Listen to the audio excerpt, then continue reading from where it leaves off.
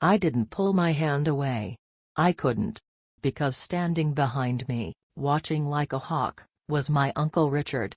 The man who had taken me in after my parents died. The man who had promised to protect me. The same man who had just sold me to the highest bidder, for a piece of land worth millions. Something inside me cracked that night. Not broke, cracked. Because in that crack, something else entered. Something I hadn't felt in years. Purpose. My name is Maya, and I was born in a small house off Providence Road in Charlotte. My father was a contractor, hardworking, honest, the kind of man who built homes with his own two hands. My mother was a school teacher who believed that education was the only thing no one could ever take from you. They died on a rainy Tuesday night on Interstate 85. A tractor-trailer hydroplaned across the median. My father never saw it coming. Neither did my mother. They were gone before the paramedics even arrived. I was 16 years old. I was alone. My Uncle Richard showed up at my high school the next day. He wore an expensive suit and a practiced expression of grief. He told the principal he would take care of me. He promised my parents, he said, before they passed. He promised to give me a good home. I believed him. I had no reason not to. Richard lived in a sprawling mansion in the Myers Park neighborhood, white columns, manicured lawns, a driveway that seemed to stretch for miles. He was a real estate developer, one of the most successful in the Carolinas. He had connections, money, and a reputation for being a shrewd businessman. What he didn't have was a heart. From the moment I walked through that front door, I was a servant, not a niece. I was the help. The invisible girl who cooked dinner, folded laundry, cleaned bathrooms, and organized his calendar. He never thanked me. He never acknowledged me. I was just there. "Keep the house presentable," he'd say, brushing past me without making eye contact. "My partners don't want to see a sloppy home." I slept in the basement.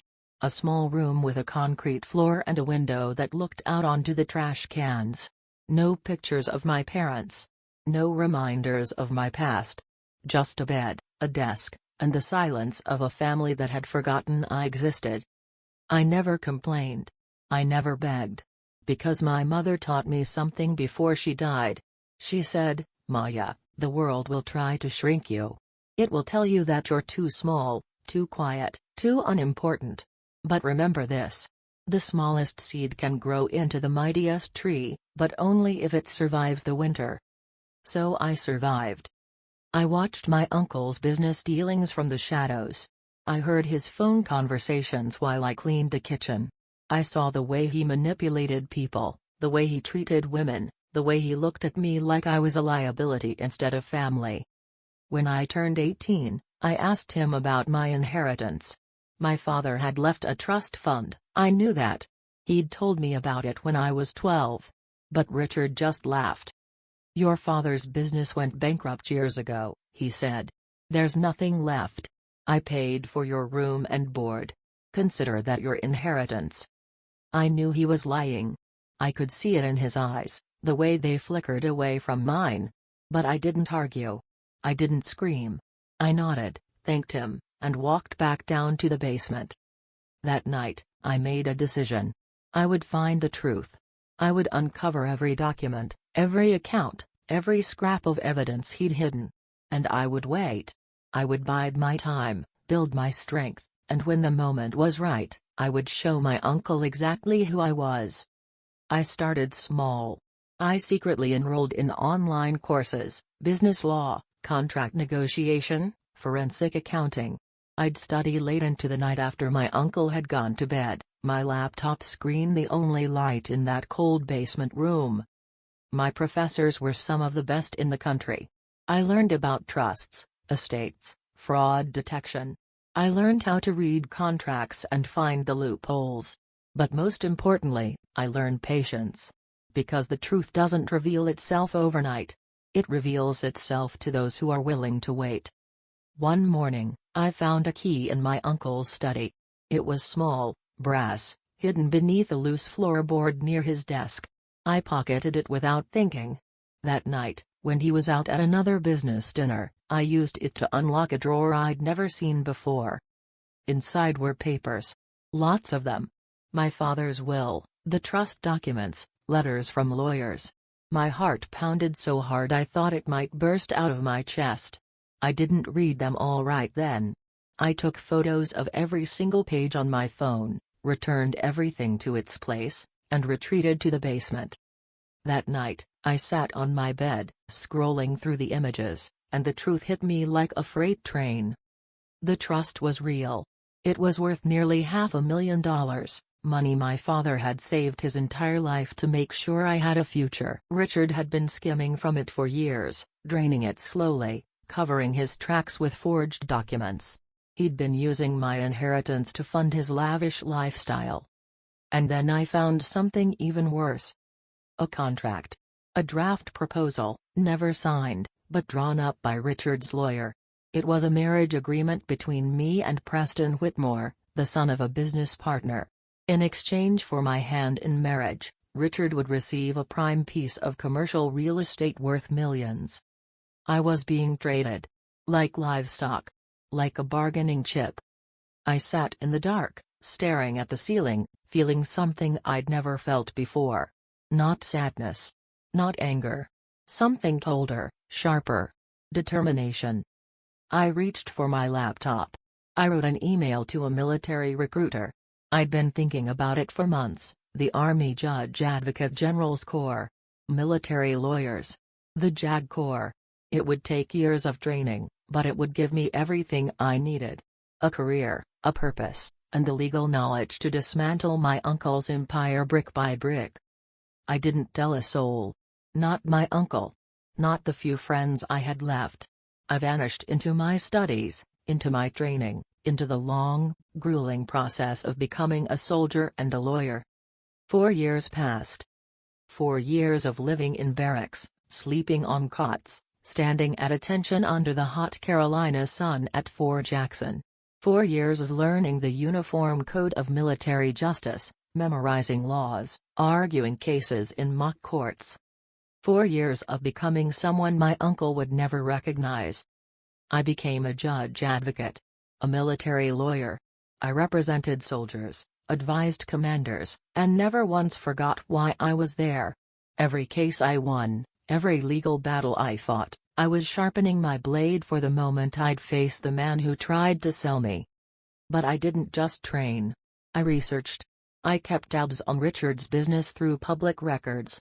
I watched his empire crumble, piece by piece. The land deal with Preston's father had collapsed after Preston was arrested for fraud, a scheme involving falsified loan documents. The family's reputation was ruined. The business was bleeding money. Richard was desperate. He'd spent the inheritance he stole from me. He'd leveraged the house, my childhood home, to pay off debts. He was 3 months behind on the mortgage. And the house? The house my father built? The mortgage I now owned? Because when I turned 21, my father's trust gave me control of the estate. Richard didn't know I'd been paying the mortgage from a separate account, quietly, secretly, waiting for the moment of reckoning. I returned to Charlotte on a Friday evening. The sun was setting over the city, painting the sky in shades of gold and crimson. I wore my dress blues, the uniform of a captain in the Judge Advocate General's Corps. It felt heavy, but not from the fabric. It was the weight of everything I'd been carrying for years. I walked into my uncle's office. The secretary recognized me and nearly dropped her coffee cup. "Captain Maya," she stammered. "We didn't know you were coming." "I'm here to see my uncle," I said. My voice was calm. It was the voice I'd used in courtrooms when I faced hostile witnesses. She called him. He came out of his office, his face flushing red. He started shouting before he even reached me. "What are you doing here? I told you to stay away. You embarrassed this family." "Uncle Richard," I said, cutting him off. My voice was so quiet it made him stop mid-sentence. "I think you should come into your office. I have something to show you." He followed me, sputtering with confusion. I closed the door behind us. I placed a thick folder on his desk. It was bound with ribbon, Professional, pristine. I opened it and laid out the contents.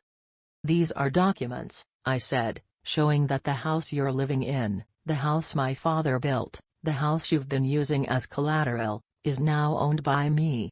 I've been paying the mortgage for the last 6 months. You're 3 months behind. The bank was about to foreclose, but I stepped in. I bought the debt." Richard stared at the papers. His face went pale. That's impossible," he stammered. "You don't have that kind of money." "I'm a captain in the Judge Advocate General's Corps," I said calmly. "I have access to legal resources, financial resources, and a lot of time. But more importantly, I have this." I pulled out another document from the folder. "This is a copy of my father's will. The original. Not the forged one you filed. This one clearly states the trust was to be managed by an independent executor. You forged documents to make yourself the executor. You've been stealing from the trust for years." Richard stepped back, hitting his desk. His eyes were wide, his breathing shallow. "I didn't. That's not true. That was a mistake." "It was fraud," I said. "And I have the evidence to prove it. The bank records, the forged signatures, the missing funds. All of it." I sat down in the chair across from him. I didn't need to tower over him. I didn't need to raise my voice. The truth was enough. I placed a pen on his desk. "You have 2 choices, Uncle Richard. You can sign these documents, vacate the property within 30 days, and receive 6 months of rent assistance. You walk away with your reputation intact, mostly. You can tell people you decided to downsize, retire, whatever story you want to tell. I won't correct you." I paused. The room was so quiet I could hear the clock ticking on the wall. "Or," I continued, "you can refuse. I go to the authorities. I file charges. I present the evidence to the district attorney. And you spend the next 10 years of your life in federal prison." Richard didn't say anything. He just stared at the pen, his hands trembling. "You've been trying to sell me since I was 16, I said. "You sold me for land. You sold me for your reputation. You sold me for a business deal. But here's what you forgot." I stood up. I straightened my uniform. I looked him directly in the eye. "Pawns don't choose their square. But queens move wherever they want. And right now, I'm deciding your next move." Richard signed the papers. His hand was shaking so badly he could barely hold the pen. He didn't apologize. I didn't expect him to. But as he handed the documents back to me, his eyes met mine for the first time in years. There was something there. Not anger. Not shame. Something that looked almost like defeat. "Why are you doing this?" he asked, his voice barely a whisper. "After everything I did to you. Why are you giving me a way out?" I looked out the window. Charlotte's skyline glittered in the fading light. I thought about my parents. I thought about all those nights in the basement, all those years of silence, all the pain I'd carried. "Because if I become like you, Uncle Richard," I said, "then you win. But if I walk away, if I leave you with your freedom and a chance to make things right, then the real revenge isn't against you. It's for me. It's for the girl in the basement who dreamed of being something more." I placed the signed documents back in the folder. "I didn't do this to destroy you. I did this to show myself that I'm not the person you tried to make me. I'm not a victim. I'm a survivor. And survivors don't need to destroy their enemies. They just need to outgrow them." I walked out of that office and never looked back. Richard left the house 3 weeks later. I paid for his moving truck, his first month's rent, and his utility deposits. He went to a small apartment in South Carolina, far away from the business and the memories. He didn't send me a thank you. He didn't even say goodbye. But a year later, I received a letter. It was written on plain paper, no return address. "Captain Maya," it read. "I don't expect you to forgive me. I don't deserve it. But I want you to know that I think about your parents every day now. I think about the night they died, and I think about the way I treated you. I'm not asking for redemption. I just want you to know that you taught me something. You taught me that power isn't in the money. It's in the character. And I had none. You had everything. I folded that letter and put it in a drawer. I didn't write back. I didn't need to. Some wounds don't heal with words. Some wounds heal with time. And some wounds only close when we learn to stop reopening them. A lot of people think revenge is about hurting someone back. I used to think that, too. But standing in that office, watching my uncle's empire crumble, I realized something. The deepest victories aren't about tearing someone down. They're about lifting yourself up so high that they can't reach you anymore. I went to sleep that night not with anger, but with peace.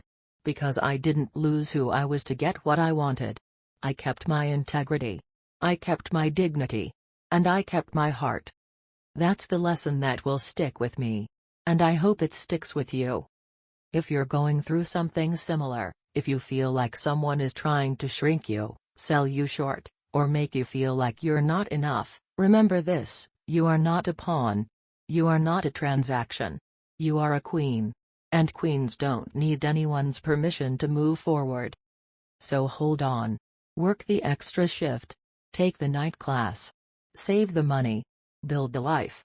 Because one day, you'll look back and realize that the people who tried to break you were the ones who made you stronger. And the best revenge is living a life so full, so peaceful, so authentic, that they can't even find you in the rearview mirror.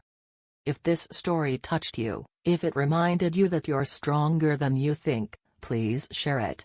Subscribe to this channel. Let's spread the kind of courage that doesn't need to shout to be heard. Thank you for listening. And remember, sometimes, the quietest strength is the most powerful.